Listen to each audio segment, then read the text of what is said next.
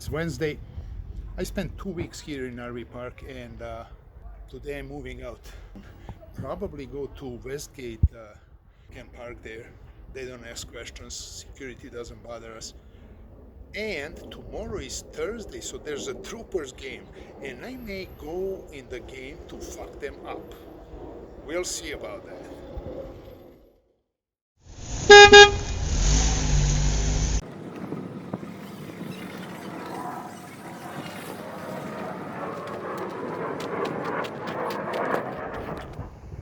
Westgate Casino.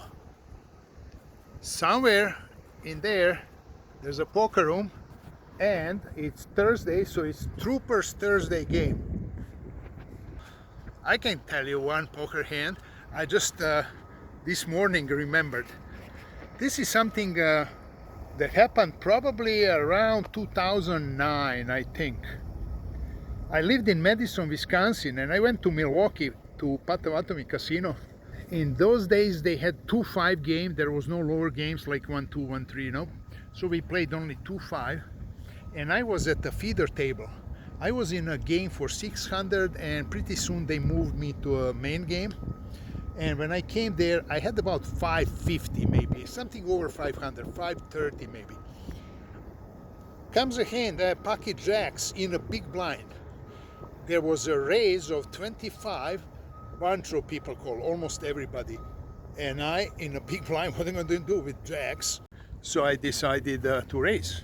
So I make it 125. Turns out very fast that that's not enough. 125 called by 5 players, including me, 6 of us, 750 in the pot. Flop.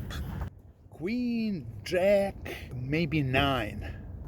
I'm first to act, and I have in front of me now about 3, I remember it was 395. So I just pushed that all in. 3 people call. Do you know how much is in a pot now? That was so loose game. I think 2 low cards came, maybe 4 and deuce, let's say. It didn't, affect anything. I showed 3 jacks. One of those 4 had a flush draw. There were 2 clubs.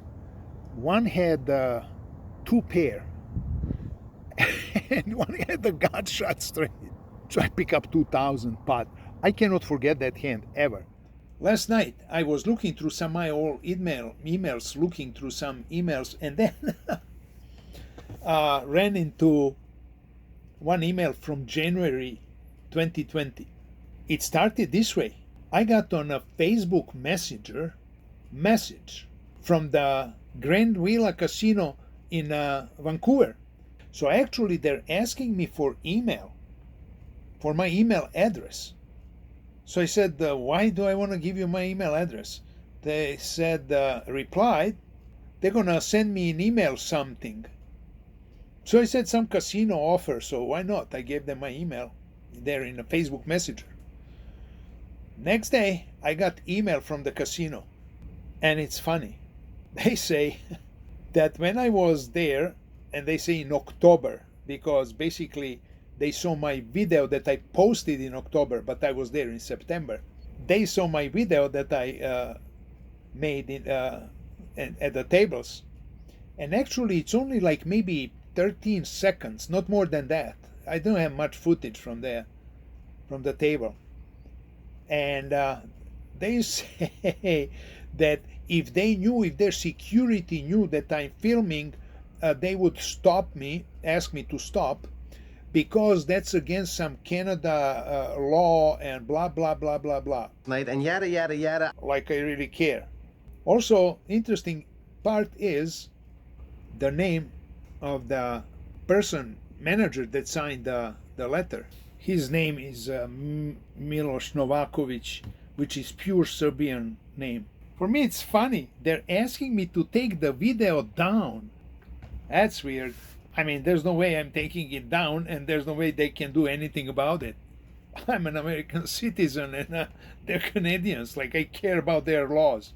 I just found it funny yesterday, so I said, it's interesting to show you. So for all you that want a drone shot, here's the frog perspective shot, which is opposite of drone shot. Well, here we are, and it looks empty and closed. Absolutely no one.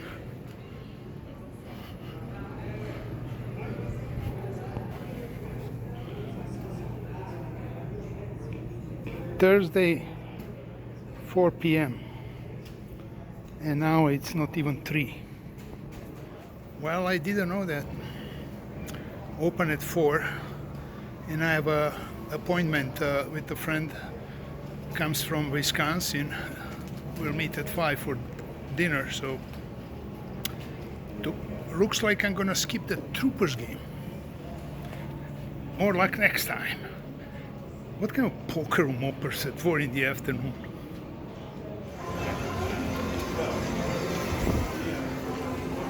Well, it's a tournament night at the Orleans. 186 players. I came here with a friend from Wisconsin who likes to play the tournaments at Orleans, and then I found Jeff Stimson here. He was with his friend. You doing good? You have chips? I do have chips. I have chips. I don't have a lot, but I got some. I'm killing you, Jerry. Killing. I was killing Jerry. Killing. Kill. And now Baskin Robbins 31 flavor. They don't have baseball nut, which is major. I don't do any other except baseball nut. That's it? They have 31 flavors. You only gonna eat one flavor? Yep.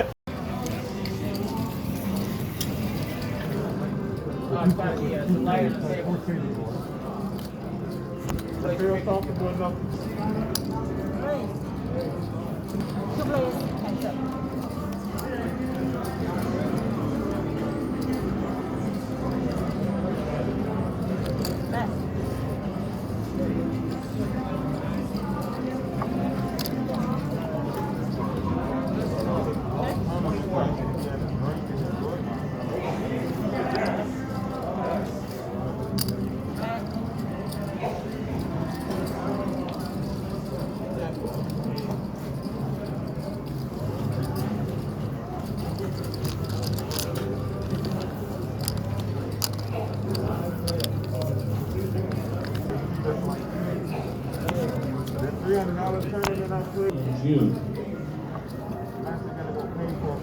62 left. I have about 40 big blinds.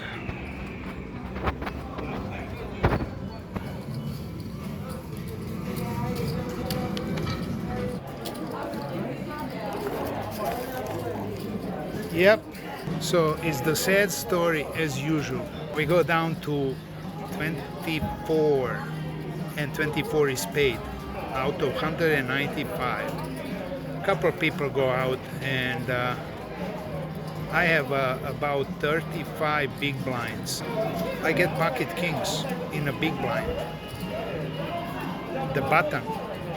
It's a pretty loose player calling wild with 8 middle pair and winning pots. He had me covered. The big blind is 8,000. He raised it to 16,000. I make it 53. He calls. Flop is 9-4-4, 2 clubs. I go all in. He thinks for a while. He calls and shows ace 9. Turn is ace. I made $103 in 6 hours.